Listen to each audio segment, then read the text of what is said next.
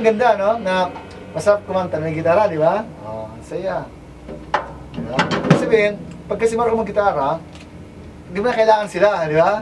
Ikaw na lang. Hindi mo na kailangan, ikaw na lang.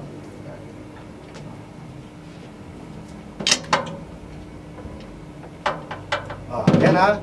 Pagkakanta ka ng ano, price tag. Ah, yan, course mo ha. Alam mo na, ha? Alam mo na yung course mo ng price tag.